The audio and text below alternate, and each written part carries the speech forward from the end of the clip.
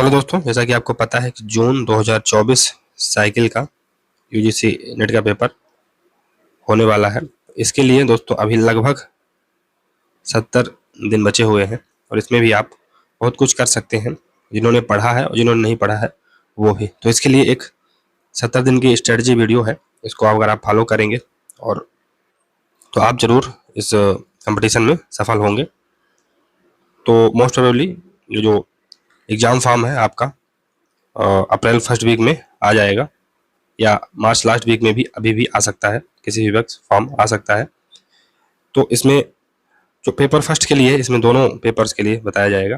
Paper first के लिए क्या स्ट्रेटजी रहे। पेपर फर्स्ट के लिए दोस्तों, जैसा कि आप जानते हैं 10 यूनिट रहती हैं और 10 यूनिट अगर हम एक बुक को फॉलो करें KVS मदान सर की, तो उससे फॉलो हो जाएंगे या उससे आप इसको कवर कर सकते हैं। 10 सोर्सों को पढ़ने से अच्छा है कि आप एक सोर्स को 10 बार पढ़ें। 10 सोर्सों को एक बार पढ़ने से अच्छा है कि आप एक सोर्स को 10 बार पढ़ें। तो ये एक बाइबल है फर्स्ट पेपर के लिए अगर देखा जाए तो अगर आप इसको कर लेते हैं और इसमें जो महत्वपूर्ण PYQs इसके पीछे आप अगर बुक लेंगे तो इसमें दिया हुआ है। अगर आप इसको बुक को पढ़ लेते हैं और इसके PYQ लगा लेते हैं तो 80 to 85% आप पूरी तरह से इस पेपर के लिए तैयार हो जाएंगे। अब इसमें आप कितना टाइम दे सकते हैं, इसके लिए भी एक लिमिट है। तो आप 2 से 3 घंटे अगर इसमें रोजाना दें अभी से अगले 70 दिन के लिए, तो बहुत ही फायदेमंद होगा और आप 2 से 3 बार इस बुक का रिवीजन कर सकते हैं। इसके लिए आप शॉर्ट नोट्स बना सकते हैं या इस चैनल पर अभी मैंने फर्स्ट पेपर के लिए भी वीडियो डालना स्टार्ट कर दिया है। KVS मदान सर की बुक से जो कंटेंट है उसको लेकर, तो उसको भी आप देख सकते हैं, इससे कि आपको और सहूलियत हो जाएगी। तो ये है। फिर इसमें एक प्रॉब्लम आती है कि इसमें जो मैथ और रीजनिंग के क्वेश्चन भी रहते हैं दोस्तों। तो ये जो नॉन टेक्निकल बैकग्राउंड के बच्चे रहते हैं, फॉर एग्जांपल BA MA जो बच्चे करते हैं, तो उनके लिए थोड़ा सा ये टेढ़ी खीर हो जाती है। तो उनके लिए एक अलग स्ट्रेटजी है। उनके लिए मैं बोलता हूँ कि आप थ्योरी पर ज़्यादा फोकस करिए। थ्योरी पर आप फोकस करिए। आप टीचिंग एप्टीट्यूड, सर्च मेथोडोलॉजी और जो हायर एजुकेशन के जो टॉपिक है, एनवायरमेंट के जो टॉपिक है, इनको आप ज़्यादा से ज़्यादा इन पर फोकस करिए। इन पर अगर आप फोकस करेंगे तो मुझे नहीं लगता है कि आप यहाँ से 30+ क्वेश्चन तो हर हालत में आप ला सकते हैं। तो 30+ क्वेश्चन यहाँ से आप ला सकते हैं केवल थ्योरी पढ़ के। क्योंकि ऐसा तो है नहीं कि जो मतलब वैसे क्वेश्चन आएंगे टेक्निकल वाले या जो मैथ रीजनिंग क्वेश्चन आएंगे तो उसमें भी माइनस मार्किंग है नहीं, तो सभी क्वेश्चन अटेम्प्ट करने पड़ते हैं। तो आप 30+ क्वेश्चन आसानी से इस स्ट्रेटजी के साथ हल कर सकते हैं। जो बिल बहुत ही कमज़ोर है मैथ में, तो वो तो फिर उसको छोड़ ही दें, क्योंकि उसको 15 नंबर के चक्कर में या 15 क्वेश्चन के चक्कर में आप इसको बिगाड़ देंगे। और यहाँ से मैक्सिमम क्वेश्चन आ जाते हैं।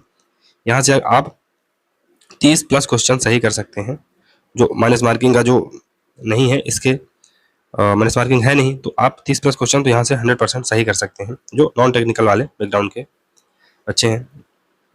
फिर जो टेक्निकल बैकग्राउंड के हैं, इनका मैथ और रीजनिंग से पाला पड़ा रहा है, तो वो थ्योरी प्लस मैथ और रीजनिंग दोनों को पढ़ेंगे। थ्योरी पर भी इनका फोकस ज़्यादा होना चाहिए, क्योंकि थ्योरी से क्वेश्चन आते हैं और अब थ्योरी से भी कठिन क्वेश्चन आने लगे हैं। तो उनको अगर समझना है तो आपको थ्योरी को 2-3 बार पढ़ना पड़ेगा। और मैथ और रीजनिंग अगर आपकी है तो ये तो सोने पे सुहागा है, और आप इस प्रकार से 35+ टारगेट कर सकते हैं। तो ये आपके लिए रामबाण स्ट्रेटजी होगी। और इसमें दोस्तों PYQs को याद रखिएगा कि हल करना, चाहे आप लास्ट 5 ईयर का ही करें, लेकिन करें। क्यों? क्योंकि इससे आइडिया मिलता है कि जो UGC है किस प्रकार के पेपर पूछता है या किस प्रकार के प्रश्न पूछता है, तो उससे एक आइडिया मिलता है। दूसरा, आपको कॉन्फिडेंस बढ़ता है। अगर आपने 1 बार 2 बार थ्योरी को कंप्लीट कर लिया है और फिर क्वेश्चन लगाते हैं तो आपको उससे कॉन्फिडेंस मिलता है। तो ये तो रही फर्स्ट पेपर की बात। अब दूसरे पेपर में यहाँ पर हम लोग पॉलिटिकल साइंस के लिए स्ट्रेटजी को डिस्कस करेंगे। तो इसमें जो महत्वपूर्ण बुक है, आप राजेश मिश्रा सर की बुक ले सकते हैं, जिसमें कि सभी 10 यूनिट्स कवर की गई हैं। हालांकि इसमें जो राजेश मिश्रा सर की बुक है, इसमें ये है कि थोड़ा सा कंटेंट कम है तो बुक बहुत लेंदी, लेकिन कंटेंट अगर उसमें उठाकर देखा जाए तो कम है। और एक अन्य जो नोट्स है, बेनीवाल सर की नोट्स आती हैं, इनकी बुक्स भी आती है कलाम पब्लिकेशन की, बेनीवाल सर की, तो ये आप ले सकते हैं। इसमें जो कंटेंट है बहुत ही इनरिच्ड है, और आपको ये एक नोट्स ऐसी है कि अगर आप इसको पढ़ लेंगे तो मुझे नहीं लगता कि इसमें से आपको कोई दिक्कत होने वाली है पेपर सेकंड के लिए। और मैं तो हमेशा ये कहा करता हूँ कि राजेश मिश्रा सर की बुक को आपको एक बार, जो चैनल पे मेरे वीडियो पढ़े हैं उनसे आप केवल एक बार देख डालिए। उसको देख डालेंगे ना आप, तो एक मेंटल आपका इमेज बन जाएगी पूरे सिलेबस की एक मेंटल इमेज बन जाएगी।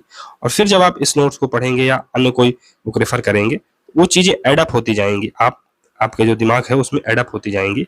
तो जरूरी नहीं है कि इसको बार बार आप दोहराइए, एक बार पढ़ के छोड़ दो 10-15 दिन, केवल और केवल जो वीडियो है और उनको बुक्स है उसको आप पूरा पढ़ तो लो एक बार, और पढ़ लोगे तो पूरा मेंटल स्केच बन जाएगा। और वो बहुत महत्वपूर्ण होता है।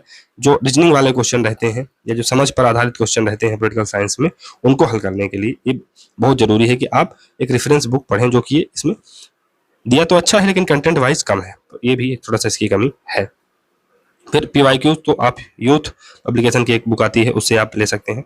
इसमें भी अगर आप 10 साल का नहीं कर पा रहे हैं तो 5 साल का तो पीवाईक्यू करिए ही करिए, उस पर आप ढील मत बरतिए।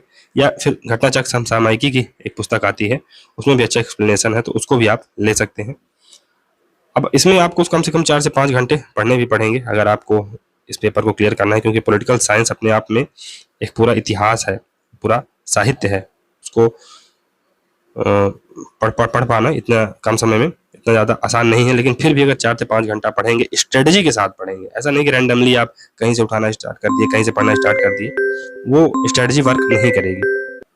लेकिन अगर आप एक स्ट्रेटजी के साथ पढ़ते हैं तो ऐसा नहीं है, 17 दिन में ये बुक कवर की जा सकती है। और मैंने देखा है, मेरे जो कलीग्स हैं या जो दोस्त हैं मेरे, उन्होंने बिल्कुल, कुछ लोगों ने तो 10-10, 20-20 दिन की तैयारी में केवल पूरा पेपर क्लियर कर दिया है। तो ये कोई बहुत बड़ी बात नहीं है, केवल आपकी स्ट्रेटजी होनी चाहिए, स्ट्रेटजी। क्योंकि अगर आप रैंडमली किसी को या सब कुछ पढ़ने में लग जाएंगे तो वो फायदेमंद होगा नहीं। अब इस चैनल पर राजेश मिश्रा सर की बुक को पूरा कवर ही कराया है मैंने। फिर बेनीवाल सर की नोट्स के आधारित जो वीडियो हैं वो आपको लगातार मिल ही रहे हैं, तो आप उसका फ़ायदा भी उठा सकते हैं। हालांकि कंपलसरी नहीं है, लेकिन आप उसका फ़ायदा उठा सकते हैं। मुझे नहीं लगता है कि उसमें आपको कोई दिक्कत होनी चाहिए। फिर जो फर्स्ट पेपर है उसके लिए भी चैनल पर वीडियो डाले जा रहे हैं, तो उसका भी आप लाभ ले सकते हैं। तो ये स्वेच्छा है, कोई ले भी सकता है, कोई नहीं भी ले सकता, लेकिन जो स्ट्रेटजी है उसको तो सभी को फॉलो करना पड़ेगा। तो ये बात है दोस्तों। और पेपर फर्स्ट का जिस प्रकार से महत्व बढ़ता जा रहा है, तो पेपर फर्स्ट के लिए आपको थोड़ा सा एक्स्ट्रा मेहनत करनी पड़ेगी।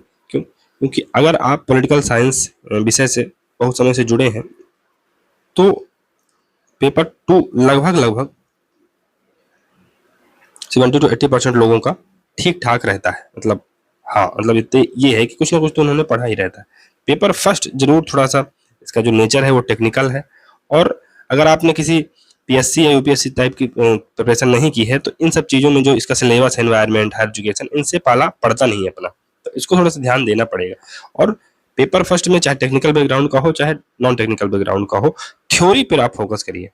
क्यों, मतलब मेरी तो यही स्ट्रेटजी रहती थी, मैं हमेशा थ्योरी के पीछे भागता था, क्योंकि थोड़ा सा मैथ और रीजनिंग, क्योंकि मेरा भी जो बैकग्राउंड था बीए एमए वाला था, तो वो मुझे सब मैच नहीं होता था, तो मैं ज़्यादा से ज़्यादा थ्योरी पर फोकस करता था और हमेशा 30+ क्वेश्चन मेरे इससे सही हो जाते थे। तो ये एक स्ट्रेटजी थी मेरी। फिर मैं पेपर सेकंड पे ज़्यादा रिलाई करता था, पेपर सेकंड पर मैं ज़्यादा रिलाई करता था। मैं यहाँ से 70 से 75 क्वेश्चन हल करने का प्रयास करता था। और यहाँ पर मुझे ये था कि कम से कम 30+ अगर क्वेश्चन भी हो जाए, लगभग 30 के राउंड भी मैं सही कर लूँ, तो मतलब नेट तो हर बार हो जाता था, बस जेआरएफ था तो 2-4 नंबर से जेआरएफ हर बार रह जाता था। लेकिन अगर आप यहाँ पर टारगेट करेंगे मैक्सिमम पेपर सेकंड में, तो इसमें 75 से 80 क्वेश्चन आराम से हिट किए जा सकते हैं। और मतलब 70-75 तो क्वेश्चन हिट ही किए जा सकते हैं। अगर 75-80 नहीं भी कर पाए आप तो फिर भी 70 से 75 क्वेश्चन हिट किए जा सकते हैं, और फिर पेपर फर्स्ट का रोल बढ़ जाता है। और अगर आपको अब कट ऑफ जेआरएफ की कट ऑफ क्लियर करनी है, तो इस बार तो 208 गई थी, तो इसके लिए तो थोड़ा सा मेहनत करनी पड़ेगी। पेपर फर्स्ट में भी आपको नंबर बढ़ाने पड़ेंगे और पेपर सेकंड में भी नंबर बढ़ाने पड़ेंगे, तो इसमें कोई वो नहीं, तो वो तो क्रीम है, उसके लिए तो आपको थोड़ा सा एक्स्ट्रा मेहनत करनी पड़ेगी। फिर आपको 75+ यहाँ पे लाना पड़ेगा, और यहाँ पर कम से कम 32+ क्वेश्चन लाने पड़ेंगे, जिससे कि आप कट ऑफ के पास पहुँच जाए। तो दोस्तों, होप कि आपको ये जो स्ट्रेटजी है 70 दिन की समझ में आई होगी। अब काउंट डाउन शुरू हो गया है दोस्तों, होली खत्म हो चुकी है, अब आपको तैयारी पे लग जाना है। तो चलिए मिलते हैं किसी अन्य वीडियो में आपसे, तब तक के लिए good bye, thank you very much for discussion.